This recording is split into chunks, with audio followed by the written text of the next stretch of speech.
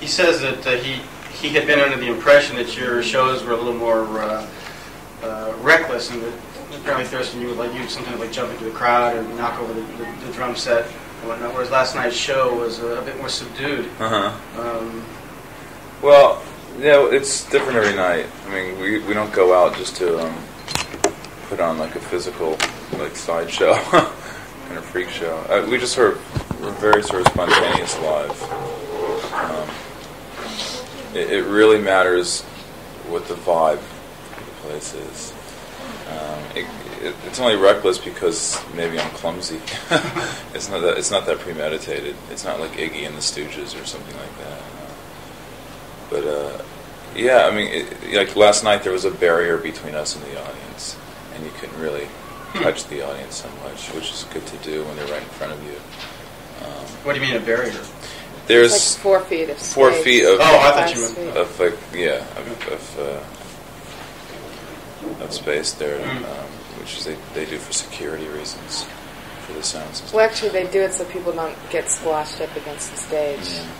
Which just happens all the time. Yeah. Yeah, and also, I mean, last night I think we were still a bit jet lagged and a little wary. But it's just, I mean, sometimes we just come out and we'll stand there and play our songs, and sometimes we're really fired up and we'll just, like, all of us just, tear the place apart. It's not a premeditated thing. Yeah. But It's the feeling that something might happen, but not necessarily. Yeah. Oh, I see. All right. If we did, I mean, if it was predictable, then it wouldn't be any fun. Yeah. And I think the audience knows that too. So, Nikolai, has a performance ever gotten out of control to the point where, like, people in the audience are actually getting hurt and stuff? Not intentionally, no. We're definitely not into any violence. Only from security people, actually. It's usually in some places, The only violence in a show, in a club, or a hall is from security people. Is that right? Not wanting people to jump up and down, or in a lot of instances, people will run across the stage and stage dive off, and then security people go up and just beat the hell out of these people and throw them out into the street, which I've seen done a lot of times. Right. Oh yeah, and that is one of the major problems. Is mostly in the United States. Yeah, right. Also in Europe. I haven't really seen it in Japan, but it's one of the major problems of playing live is dealing with security people who are there to inflict pain. Yeah, you almost have to travel with your own, hire your own security in order to ensure that it's consistent every night and they don't do that kind of thing. But no, we're not into people getting hurt at all. And I mean, it's like skateboarding. You do get kind of hurt when you fall off, but you're having a lot of fun. It's like any kind of like physical fun, but we're not into bloodshed. It might be a difficult question to answer, but you guys mentioned that you want to keep the show spontaneous, and yet at the same time, he noticed that there seemed to be a lot planned in advance. A lot of it was orchestrated, like tapes played between songs, feedback from the guitar at the right part. If you could break it down to like a numerical ratio, what do you? How much of it is spontaneity, and how much of it is? Just the way you approach it each night is the spontaneous part. Yeah, we have a set list that we take out on stage with us, and we know in what order the songs we're going to do. I mean, it's just we just don't call them out. And, what goes on between songs is not planned out. I mean, I have a bunch of cassettes on stage that I will play, but it's just it's different every night. I'll play one here, one there, whatever. And we hope the cassette deck works. Yeah, I mean, it's that kind of thing. When we play at a certain volume and with certain effects, where feedback is kind of prevalent in the set, and that's definitely not the same every night. I mean, it's just you try to work with it and let that be part of the whole. I mean, we go out and try not to have too many breaks between songs, so we don't like to be the kind of band that goes out and does a set of songs, pop songs, and here's our set. We kind of like to make it one long kind of show that's just like one long piece of music. And we also have to change. They have to change guitars because all the guitars are different, tuned differently and stuff. So. Right. I mean, it's more conceptual to us in a way when we go out there, making it just like a long piece, which is inclusive of our songs. We try to bring that across. Still, you guys, I guess, have 10 years under your belt and a lot of records out.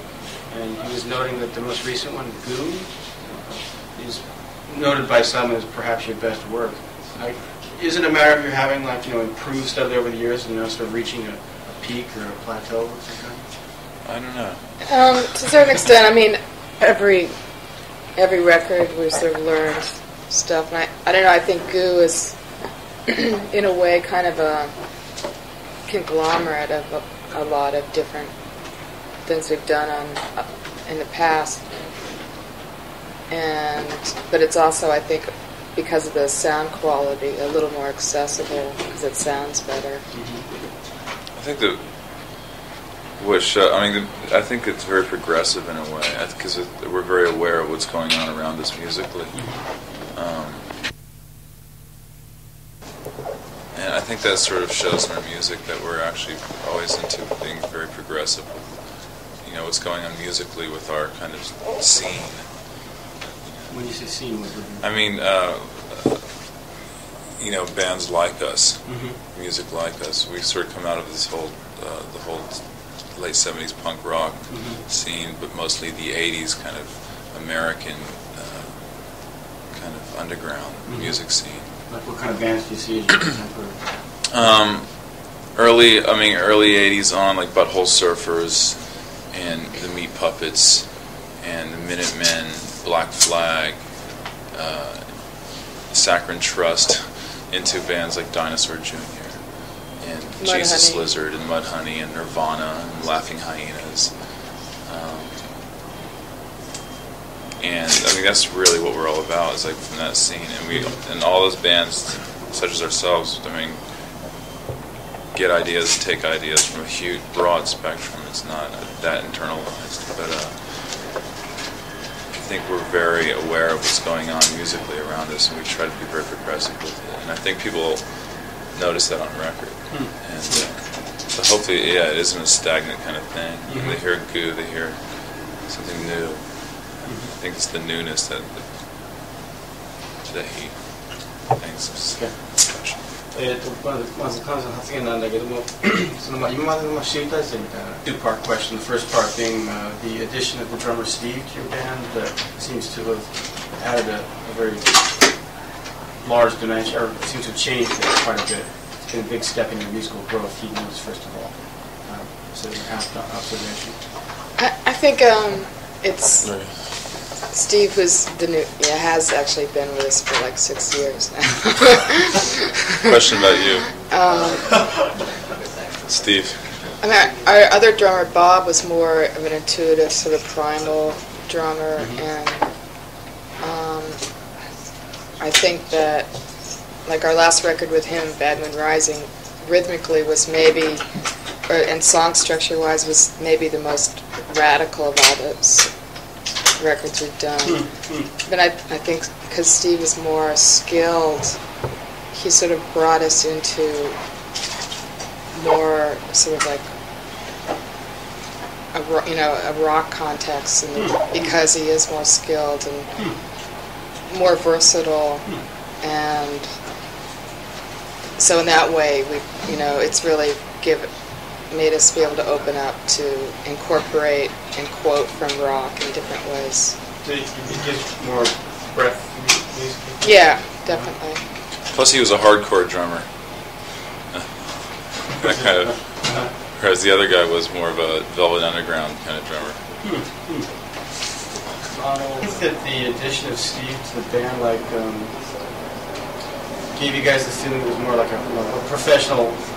You guys are like a group of professionals, professional rock musicians. Possibly, but it was more gradual. When Steve first joined, I mean, things were just sort of gradually building. It wasn't like all of a sudden we became real slick and sophisticated. But, Steve joined us quite a while ago. I mean, what, 4 or 5 years ago, right? at least 6 years ago, and 6 years ago. I mean, we sort of developed more together. I think as musicians, I mean, it wasn't all of a sudden, we were, things changed. I mean, the rhythmic personality of the band did change, but it was also we developed together, and it's interesting.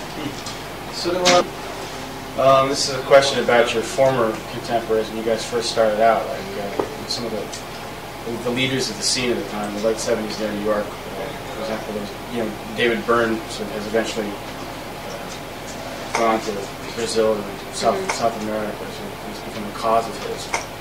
Patti Smith has taken to housekeeping, although she did release a record a couple of years ago, which was the first in about 8 years. Right. How do you see those people now? I mean, it's changed quite a bit, whereas you're still plugging away. I don't know. I mean, they don't really interest me. Mm-hmm. Talking Heads, I think, I like their first couple records, and I don't think Patti Smith has anything really valid to offer. Musically, I think she contributed a lot, and she's valuable, for what she did then. But I don't think that her interests are her really in music. But I mean, I could think of other people. I mean, when I think of the late '70s, I don't really think of David Byrne as like a contemporary or a direct influence. There are other people like Arto Lindsay, more the no-wave scene that was going on at CB's, and Glenn Branca, the composer, and Lydia Lunch. That was maybe more, more of an influence than. You felt more of a relationship with people like that. Because you're a bit removed from Patti Smith and Blondie and television and all that. One generation away. Well, in a way, because they almost reached this kind of intense star status. Yeah, they immediately went to major labels and.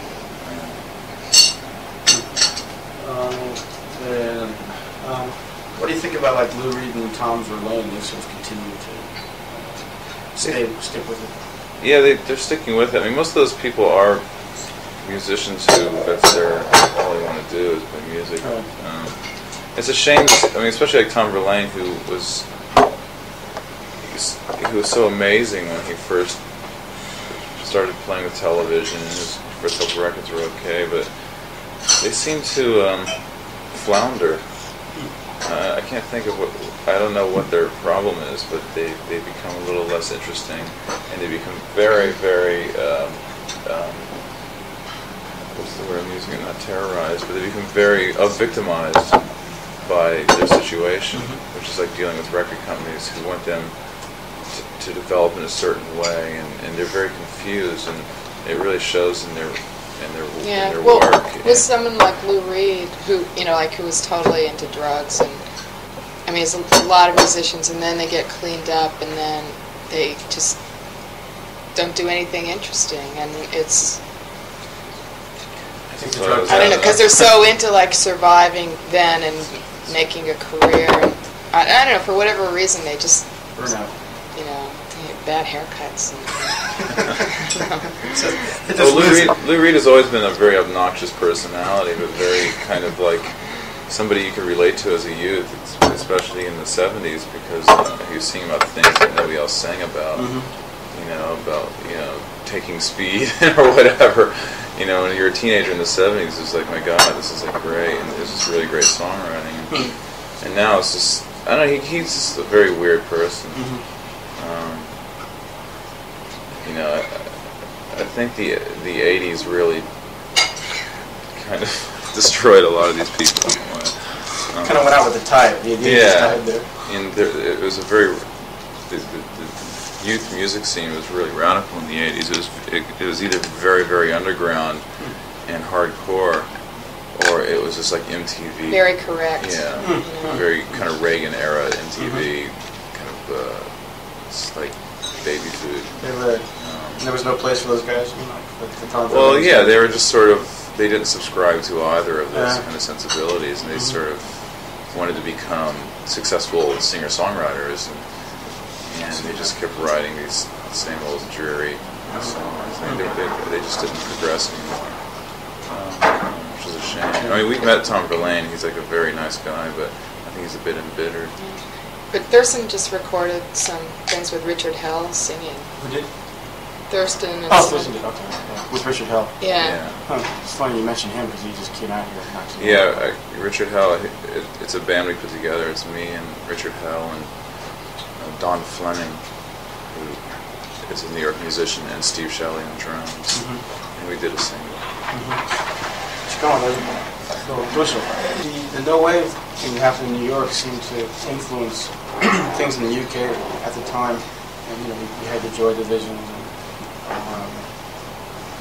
New Order after that, and, you know, Smiths and whatnot. Did that scene at all interest you guys at the time? The English scene? Yeah, it seemed to be sort of sparked by it. I don't think they were so much sparked by No Wave, to tell you the truth, because No Wave was very sort of in New York. I don't think the information on No Wave really got out that heavily. I think in London some people did, like Wire, bands like that were really into like the No Wave thing. And Susie and the Banshees, she idolized Lydia Lunch. And Severin, the guitar player, Susie and the Banshees, idolized Lydia Lunch. And that was really interesting. I suppose it had some effect. Joy Division was amazing when they existed at the time. I think it was a very short-lived kind of scene that sort of came out of Manchester. I mean, that's a very interesting area, right? It was that was more of an art school scene in England. Gang of Four. Marxists, they're all Marxist art students. Right. And that was interesting, but it didn't last. It wasn't long before that kind of lost its effectiveness, the music. And its roots weren't in New York anyway. I don't think so. No, I don't think it had anything to do with New York. I think except for like the Smiths, who were like influenced by a band like the Feelies or something, but they were later anyway. Yeah, I don't know how much influence New York had on those people. I mean, the idea of New York in like 1975 having a club like CBGB's, I think really influenced a lot of people all over the world, because that just sort of, Malcolm McLaren saw that and went to England and developed that whole bit. And McLaren also was like a political kind of art student who was interested in dealing with politics on a level of art with art, and that always is very potent. Can be very potent. Getting a bass player to wear a shirt with a swastika on it, kind of thing. It's it was more really like the whole punk scene in England was influenced by, late 70s, what was the Voidoids and what was going on with CBGBs. Yeah, it was more Voidoids and Blondie, and Generation X was more of a Blondie kind of. But, we really were into like Gang of Four and Joy Division and Raincoats and Slits. And I think that was like a real highlight of the English music. You guys talked about sort of recognizing the scene you belong to, Butthole Surfers and Dinosaur Jr. and whatnot. Do you think you guys are kind of in the upper echelon of that scene there? No. I mean, we're very popular within it, but the scene doesn't really subscribe. At least it doesn't tries. I mean, the whole idea of a hierarchy. Well, we sort of started before Dinosaur Jr. Oh yeah, they were like a hardcore band when we were starting, and most of the most interesting bands I've seen came out of like hardcore, and they're a bit younger than us because they were teenagers in '83, and they all had these bands that sounded the same, which is like super fast, super short hardcore music, and it was very fashion oriented, and it was a very strong, interesting kind of scene that just sort of exploded, and the more musical minded of the people involved developed out of it, such as Dinosaur. Fugazi is a prime example. Henry Rollins. But bands like the Butthole Surfers and ourselves were kind of always on the fringe of the hardcore scene. We weren't a strict hardcore band. were influenced by it somewhat. But right. It has a lot to do with age. You know, we were like early 20s when punk rock first started, or 18, 19, 20, whatever. You know, these people like Dinosaur Jr. and Fugazi or whatever, I mean, they were like, you know, 11 or 10, you know, when Nevermind the Bollocks came out. So, I mean, their influences started much later. I mean, the first album they bought was probably the first Dead Kennedys album. So, you know, so there's like a gap there. Right. And we also you know, had influence from the 60s and 70s. Because before punk rock, that's what you listened to. most people had like older brothers and right. sisters. And which I think really is important. I mean, you know, Jay's obviously like listened to Neil Young records, although you know. He has an older brother. Yeah, he's an older brother. You know, but yeah, I mean, what you were saying before. I mean, the whole idea of like, you know, hierarchy existing is something that you try to eradicate, especially in our scene. And although it does exist, and it has to exist because there's levels of popularity, but people sort of look at it differently. Try to overcome the kind of petty rock and roll kind of competition game. I mean, I think a band like Dinosaur learned a lot from us, just like business-wise, or, you know, we kind of, you know, we took them out on tour the first time. But, I mean, they were such a great band, they would have, you know, they would have succeeded. Well, Maskus would have. Jay Maskus, the leader, would have always done something. Anyway. In the interest of time, we're cutting out a lot of the interpreting. Yeah, I mean, you can we only have you for so long, so we'll get this back later. Yeah. As are known as sort of the top underground band from New York, which you don't have to think of yourselves as such. It's not something. Yeah, it's not something that we. I mean, of course, we're conscious of it, but it has no bearing on the way we sort of direct ourselves. Yeah. You mind if I smoke? Does it?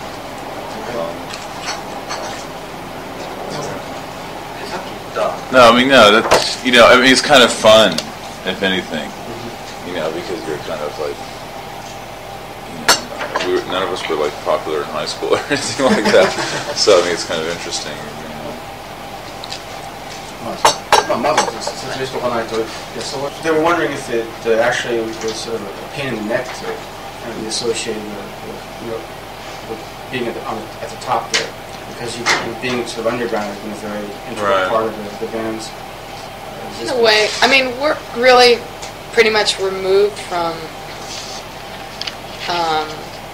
the scene in New York. I mean, we go out to clubs, we see bands, but I think now it's like we've been around so long. It's like saying, you know, you don't really say, well, The Fall is like the top underground band of Manchester.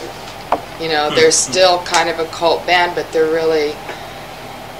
more universal than, you know, I wouldn't want to take that space away from some other band who actually plays around New York more. We don't actually play in New York that much anymore. So even though we go out to clubs, we see bands, you know, it's not like we're part of this, you know, so much part of the scene there in that sense. I think, you know, there's bands like Surgery and The Insane and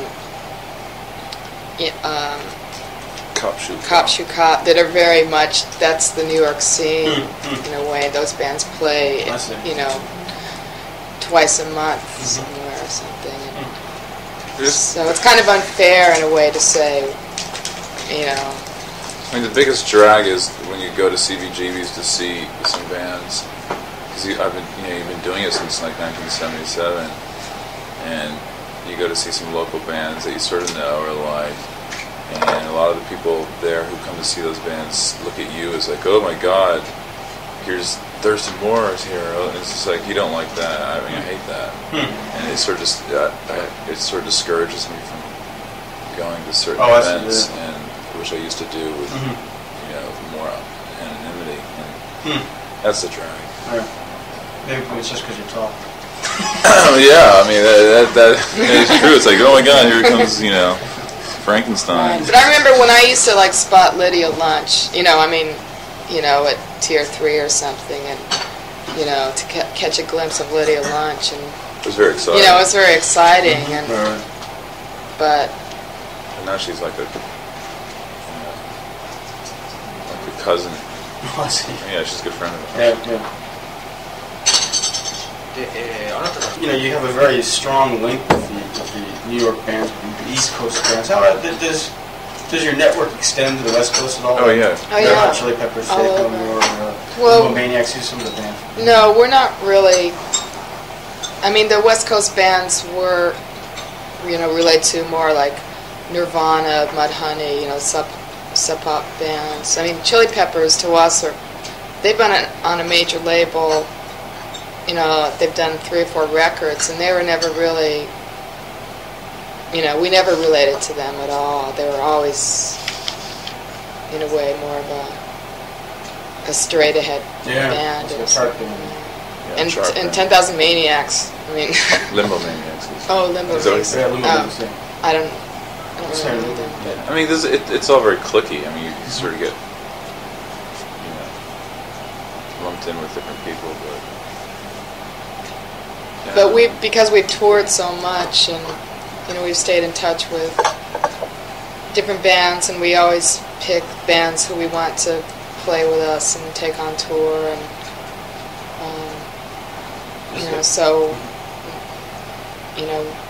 we are in touch with bands all over. But is there a clear trend, like geographically, like what he's getting out there? Do you think there's like what? More of a kindred spirit with bands from the same area that you're from? Do you find it in music at all? Yeah, definitely. I mean, we have a very West Coast thing happening because we got involved with SST Records, which was like the West Coast independent label of the '80s, and we got involved with them in the '80s. They started putting our records out, so we immediately connected with the West Coast, and that was great because we were the first sort of kind of East Coast band to like get involved with the West Coast like that. That's become more prevalent now. Yeah, New York bands have always sort of had a certain stigma as being arty and pretentious, and hostile. Yeah, There's always been this weird East Coast West Coast thing, and I think we always sort of bridged it. Sort of. I think more so than other bands. You're talking about this sort of a feeling of like being more bands you can relate to from New York and the East Coast. Do you think, does it extend beyond your particular genre? Like, would you be more interested in a Public Enemy than an MC Hammer? Oh yeah, definitely. Well, there's really no comparison between those bands. I mean, MC Hammer is. That's like comparing us with the Nelsons. Yeah. Public Enemy is a very hardcore underground kind of rap band, although they sell millions of records. They're much more the cutting edge of rap music. Do you think that could be attributed to the fact that they're East Coast, whereas MC Hammer's West Coast? No. No, I think it just has to do with their sensibilities more than anything. Public Enemy is interested in just like pro-black radical kind of politics, whereas MC Hammer is interested in being more just like a Sammy Davis Jr. Yeah, because Ice Cube is from L.A. and NWA, and they're also very hardcore, so it really doesn't have to do with that. Looking back in retrospect on the major changes you guys have undergone, those changes being, you're signing with Geffen, so major label debut, major tour, tour to Japan, all these things. Has this, in retrospect, been good? Have these changes been satisfactory? Yeah, I think it's been good. I mean, we didn't really have a lot of choice as far as labels, that we weren't happy with the label we were on, and we really wanted to just keep evolving, and it seems to have worked out pretty well. You want to keep evolving, like? Yeah, just in all ways, you know, we want our music to get out to as many people as possible, and so we, you know, want to evolve that way as well as creatively. In this course of evolution, do you see like what things will be 5 years down the road, 10 years down the road? Will you be opening for Nelson? No, we won't be. We won't be opening for any. It's really hard to say what's at stake in the future. But the independents in America now are not in the greatest shape. The ones that there are only a couple true independents that are really stable, and the strong ones are backed by, you know, major labels. So you know, it's not a great thing. You know, there are some things you give up, like you know, it's not easy to appropriate material from other people. You know, like images or whatever. You know, all kinds of legalities now. We have to go through, but you know, other than that, it's really. I mean, I think we made the move at the right time. Yeah. It's also like a survival thing, I would imagine, as well. Yeah. So the indie scene is not that healthy. No, I mean, it'll come up again, but right now it's really like the majors have really invaded college radio and kind of taking over.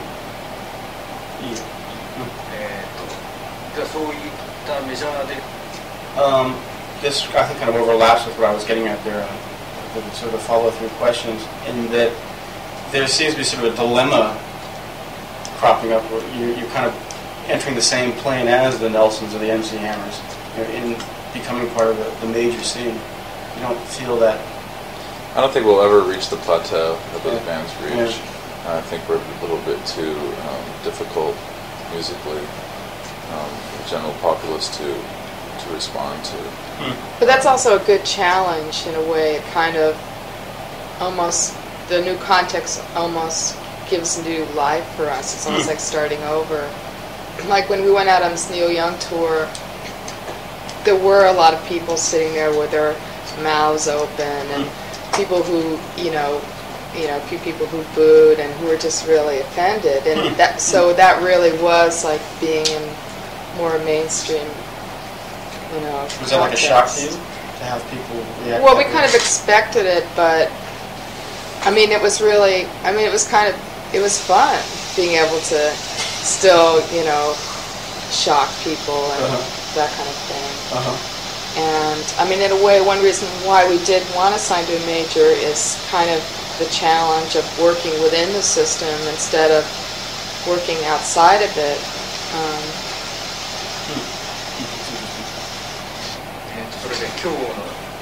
The show tonight is like just a regular concert hall. People can sit down and watch really? it. Yeah. Oh, it's seated? Yeah, seated. So, is this a trend? I mean, this all kind of fits in with the question as far, but is this sort of a trend where, you know, in the future you'll be playing Madison Square Garden or the Tokyo Dome or these major venues? I hope not. I mean, it's just like that kind of atmosphere is. It's not dictated by us. I mean, it already exists. And, you know, if you can get yourself into a position of power where you can do it differently, then great. If we went into this show tonight, so get rid of all these chairs, they wouldn't do it. We just don't have the power to say that. So there's a compromise at stake. And we'll see how. I'm curious to see how it'll go tonight. People can stand up, but they are locked in by chairs, and that does go against.